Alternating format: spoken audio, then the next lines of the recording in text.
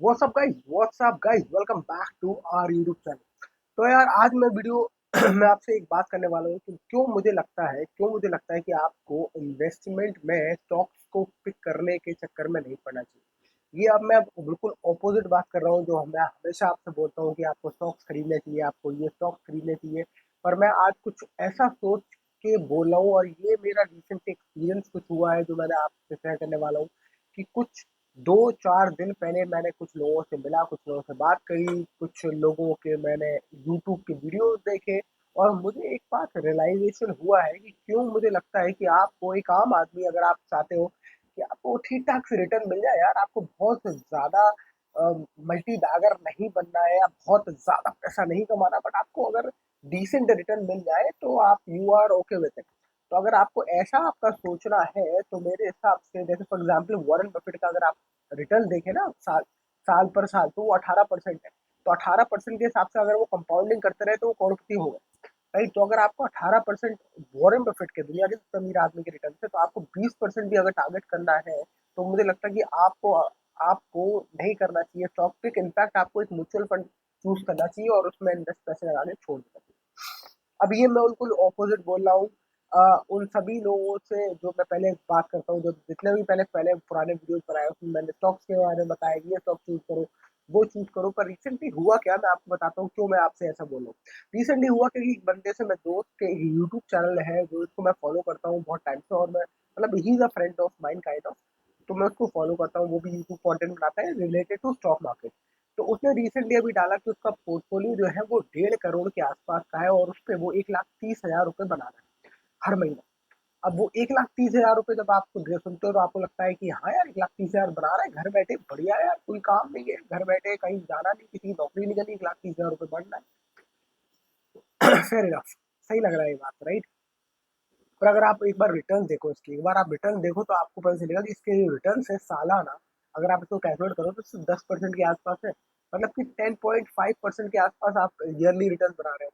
अगर आप index fund में पैसे लगाते हो ना, इंडेक्स फंड में, तो भी आप 12% तो आप तब बना लेते हो। तो मैंने उसको यूट्यूब चैनल पे मैंने कमेंट भी किया, मैंने कहा भाई तुम 12% तो तब बना लेते हो जब तुम इंडेक्स फंड में इन्वेस्ट करके छोड़ देते हो। तो इतनी मेहनत, इतनी जो तुम स्टॉक मार्केट में लगे रहते हो कि ये स्टॉक खरीदना और ये स्ट्रैटेजी और वो स्ट्रैटेजी और ऑप्शन की स्ट्रैटेजी भी तुमने साथ में क्लब कर रखी है, सब कुछ कर रखा है और ईटीएफ खरीदना है, रोज बेचना है। तो इतनी मेहनत करने के बाद भी तुम अगर 10-11% कमा रहे हो तो क्या फायदा है? सबसे ये 12% इंडेक्स फंड में लगाओ और भूल जाओ और अपना काम करो। टाइम जो तुम्हारा टाइम बचेगा उससे तुम दूसरे पैसे कमाओगे, दूसरी जगह से पैसे कमाओगे, तो उसमें दिमाग लगाओ। तो उसने एक बात बोला मुझसे कि ये मार्केट, ये मैं रिटर्न्स तब आए हैं 10-11% जब मार्केट ने बिल्कुल जीरो रिटर्न दिए। मैंने कहा बात सही है, मार्केट ने जीरो रिटर्न दिए और आपने उस टाइम पे 10-12% कमा लिए।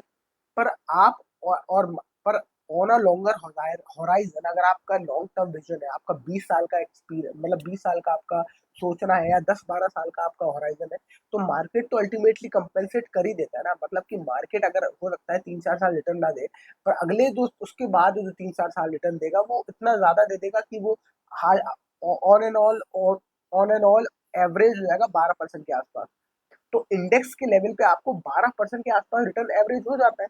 तो अगर आप 10-12 साल का हॉराइजन लेके चलते हैं और आपको एक लॉन्ग टर्म वेल्थ बनानी है तो क्या फर्क पड़ता है कि आपको अभी वो रिटर्न नहीं दे रहा 2 साल या 2 साल बाद रिटर्न देगा या ये बीच में जो बियर पीरियड आ रहे हैं उसमें कोई भी रिटर्न नहीं मिले, क्योंकि आपका जो हॉराइजन है वो तो लंबा है। तो अल्टीमेटली तो आप 12% कमा लेते हो, वो भी बिना टेंशन लिए। तो जब बिना टेंशन लिए आपको 12% मिल रहा है इंडेक्स फंड में, तो हम क्यों इतना स्ट्रगल कर रहे हैं 12% के 12 मतलब हर दिन स्टॉक को देख के खरीद बाय कर रहे हैं हम, खरीद बेच कर रहे हैं और उसके बाद फिर हम निकाल रहे हैं अपना 10% के आसपास। तो ठीक है, उससे एक फायदा ये होगा कि भाई आपके जो आपका जो पोर्टफोलियो है, जो आपका स्टॉक मार्केट का जो पोर्टफोलियो है वो ड्रॉ डाउन में नहीं जाता, यानी कि नेगेटिव नहीं दिखता, ज्यादा गिरता नहीं है, क्योंकि आप कंट्रोल कर रहे हो उसको, आप खरीद बेच रहे हो तो आप ज़्यादा कंट्रोल कर रहे हो तो ज़्यादा नीचे गिरता नहीं। पर अगर नीचे जा भी रहा है तो वो तो नॉमिनल लॉस है ना, अल्टीमेटली तो मुझे प्रॉफिट हो जाएगा। तो अगर मेरा गोल ही 10-12 साल का या लॉन्ग टर्म वेल्थ का है तो मुझे क्या फ़र्क पड़ता है उससे? तो मैंने उससे बोला कि भाई ये तो मतलब फिर मेरे हिसाब से कि ज़रूरत ही नहीं करने की, ज़्यादा ट्रेडिंग वेडिंग के चक्कर में पड़ना ही चाहिए, सिर्फ इंडेक्स फंड में इन्वेस्ट कर देना चाहिए। और मैंने कहा अगर वो बंदा म्यूचुअल फंड में इन्वेस्ट करते हैं या स्मॉल कैप फंड में इन्वेस्ट करते तो 20-18% 20-21% रिटर्न स्मॉल कैप फंड में निकल जाता है आसानी से। तो ऑन अ लॉन्गर होराइजन बीच में बहुत बड़े बड़े ड्रॉडाउन भी आएंगे, स्मॉल कैप फंड में लोगे और बहुत ज्यादा ऊपर ही भागता है। तो मैंने कहा ठीक है, स्मॉल फंड तो ज्यादा वॉलेटाइल होता है, तो पर आदमी कोई वॉलेटाइल को झेल सकता है, देख सकता है अगर, पर उसका लॉन्गर होराइजन है तो वो तो 20% के आसपास रिटर्न कमा लेगा। तो वो तो डबल पैसा बना लेगा तुमसे, और उसको टेंशन भी नहीं लेनी, उसको देखना भी नहीं पोर्टफोलियो अल्टीमेटली, और वो अपना दूसरा काम करेगा तो उससे ही पैसा कमाएगा। तो अल्टीमेटली वेल्थ तो वो उसमें ज्यादा जनरेट करेगा। तो मैंने कहा वो ट्रेडिंग क्यों करेगा भाई, क्यों करना है ट्रेडिंग, क्यों स्टॉक सिलेक्शन में घुसना है। उस बंदे ने मेरा कमेंट ही डिलीट कर दिया, उस बंदे ने मेरा कमेंट ही डिलीट कर दिया। उसके बाद एक दो लोग और भी बोल रहे थे उसमें कमेंट सेक्शन में कि यार कोई मेरे को 1% एक महीने का दे देना तो मैं उसको अपना सारा इन्वेस्टमेंट दे दूँ। तो मैं कहा अगर तुम 1% एक महीने का देते हो तो 12% कमाते हो तुम, उसमें सारा इन्वेस्टमेंट साल का, तो साल का तुम 12% कमाने के लिए इंजेक्शन में लगा दो। तो तुमको किसी को पैसे क्यों देना है कि वो कल को तुम्हारा पैसा लेके भाग जाए और फिर तुम उसके बाद भागते फिरो।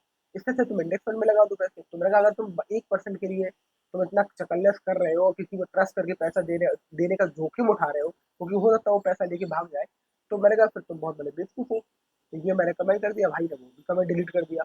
तो अल्टीमेटली मैं आपको ये वीडियो इसलिए बना रहा हूँ क्योंकि मुझे क्या लगता है कि अगर मतलब आप you can always search for good stocks, but आपका जो सक्सेस रेशियो है ना, जो बड़े बड़े इन्वेस्टर्स का है, वो भी 18-20% से ज्यादा है नहीं, 18-20% ज्यादा है।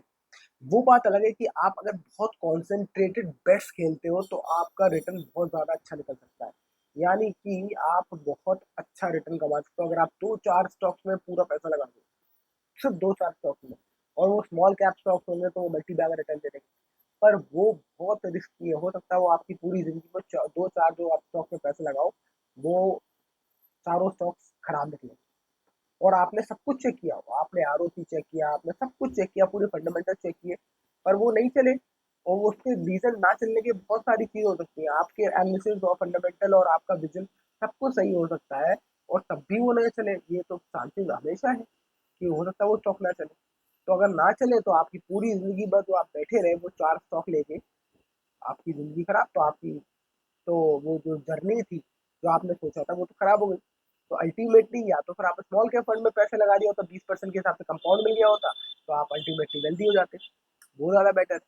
तो मेरे हिसाब से एक मुझे क्या लगता है कि क्योंकि बड़े बड़े इन्वेस्टरों का भी देखा जाए तो 18% के हिसाब से कंपाउंडिंग हुई है, 18, 20, 21, 22।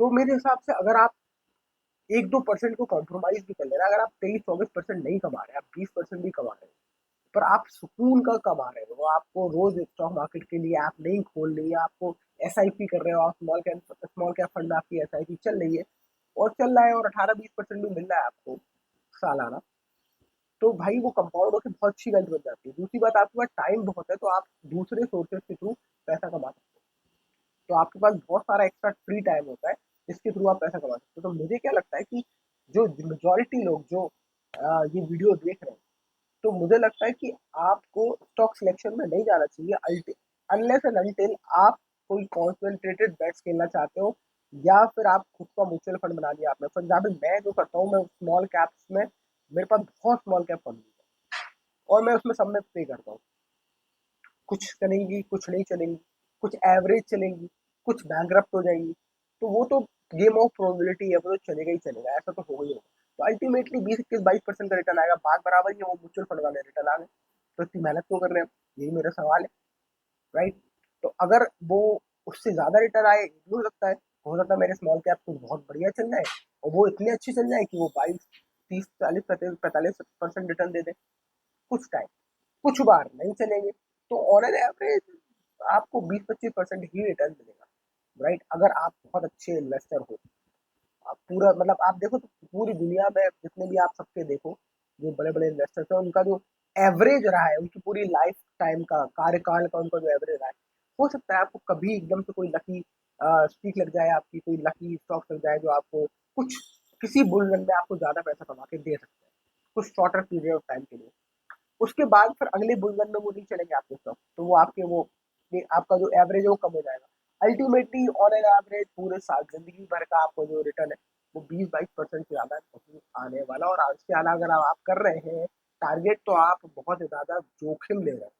दैट जोखिम can lead you to anywhere, या तो अर्श या फर्श। तो मेरे हिसाब से तो आपको, अगर आप एक सुकून की इन्वेस्टर बनना चाहते हैं और सुकून का इन्वेस्टर बनना चाहते हैं, टेंशन कम लेना चाहते हैं और अपने काम पे ध्यान देना चाहते हैं, तो मेरे हिसाब से the best way to go about in small cap funds, go for small cap. उसमें आपको थोड़ा सा डर रहता है। और इनफैक्ट अभी रिसेंटली मैं कल अपने सीए से बात कर रहा था, तो मेरे बहुत इंटरेस्टिंग इंसाइट निकले जब मैं बात कर रहा था सीए से। तो मैंने कहा स्मॉल कैप फंड में तुम्हें डर क्या लगता है, और मेरा सीए जो है वो स्मॉल कैप फंड में बहुत कम इन्वेस्ट करता है। तो मैंने कहा डर क्या है, कह रहा वो गिर जाएंगे और ये और वो। तो मैंने कहा वो तो वोलेटिलिटी है, वो तो आई नहीं आएगी। पर तुम्हें पता है कि इतने सारी कंपनीज है तो सारी कंपनीज तो बंद हो नहीं जाएगी। तो अल्टीमेटली तुम्हें वो रिवॉर्ड हो जाएगी वोलेटिलिटी की, जब जैसे ही वो रिकवर आएगा, बुलरन आएगा ultimately. And he was convinced, he said it's a valid point. तो मैंने कहा फिर सीए हो तुम, स्मॉल कैप में क्यों इन्वेस्ट नहीं करते? अगर आप, मैं करूंगा। तो आइडिया इसकी मुझे लगता है कि आपको स्मॉल फंड में इन्वेस्ट करना चाहिए।